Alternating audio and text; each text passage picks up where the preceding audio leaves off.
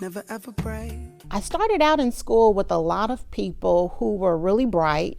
And what I noticed was that as we got older and we went to, on to high school, that many of those friends of mine who were just really incredible just kind of like fell through the cracks. I always kind of posed the question as to why is it that no one really kind of reached out and tried to help them struggle through whatever it was that they were dealing with. And so because of that, I've always been interested in youth development, community development, and what makes people tick.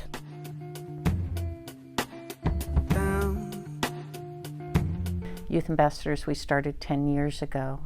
It's an organization that hires teenagers to take classes that help them with social emotional skills, and life skills, and job skills. The youth that I work with are youth that have often multiple traumas and are also in conditions of chronic stress. And when we're talking about urban Kansas City, like most cities, there's a dividing line. So for us, it's Troost.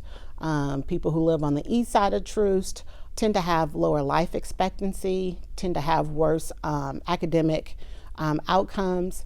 The youth that I serve, about 95 to 100% have all lost someone to community violence. And this research is a youth-informed research project that helps us determine what builds resiliency in youth affected by community violence. So our first question is to better understand African American youth perceptions and experiences of community violence and resilience. So we're looking at both. And then from there to really identify strategies that can be implemented within sectors and across sectors to really have more of that community level approach to promoting resilience. We've started with focus groups with our African American youth to really hear from them what does resilience mean to them, along with what are some of the potential community strategies that we could implement that can help address resilience and really enhance their ability to become resilience when they've been exposed to violence.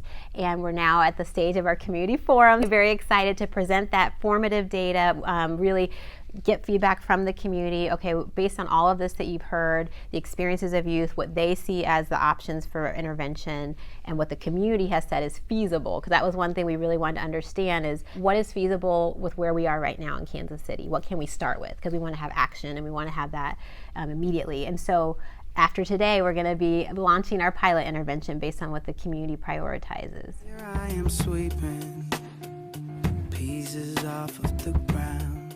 Youth Ambassadors gives kids a chance, like 14 and up, to get off the streets before something bad strikes their attention, and then they get into that, and then it's probably too late to get them up out of there. And it gives them that feeling of security that someone's actually proud of them. If I never went to Youth Ambassadors, I don't know what I would be doing, to be honest. They really are listening to you, and that's basically what the program is for. It's so you can thrive and you can get over and conquer all the obstacles in your way.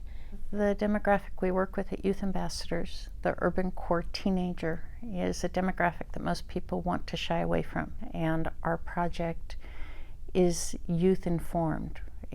They are the ones leading the project. It's through their voice that we are coming to our results. I never thought of beforehand the statistics and how many other youth are going through something so similar. By learning that and being a part of the cabin, knowing that I'm actually putting my foot forward and doing something that's going to affect the youth, and not just the youth, the adults and the community as a whole, I feel like I've grown so much to where I'm stronger now. You said you'd never ever play. One of the things that our youth rated as really high, really important, and potentially really feasible to do is to get police to respond more quickly. Another thing is to have mental health services. We need to have funds and mental health services in the community where youth can access them. There are probably two changes I'd like to see. When our youth do get the opportunity to use their voice, it empowers them. So we would love to see our youth become community leaders. And then obviously the second is that we're empowering them with the self-coping skills so they can be healthy. To crowds, but I've seen you hoping. Because we're trying to truly use a community-based participatory research approach, we've engaged our youth at every phase of the research process. They've been engaged in, of course, the focus groups, our racism training, even for our resilience needs assessment survey. They helped shape that survey. And so, again, we're really trying to be true to using the CBPR process and engaging our youth in every stage of that process. To play songs to them now.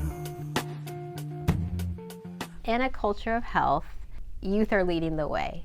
Young people are our future, I think everyone agrees, but youth are leaders right now. And so in a culture of health, they are at the table, they are directing our actions in partnership, and they are heard and responded to. In a culture of health, all the different sectors come together in a collaboration to work together for the common good. In a culture of health, residents of inner city Kansas City and some of the most underserved areas and some of the most low-resourced areas would have the same life expectancy of others throughout Kansas City. They would have access to healthy foods, they would have incredible schools, and they would have a sense of community. And so, really be each other's keeper. Spent all night long, scared of tomorrow. Broke my alarm. Everything's almost lost.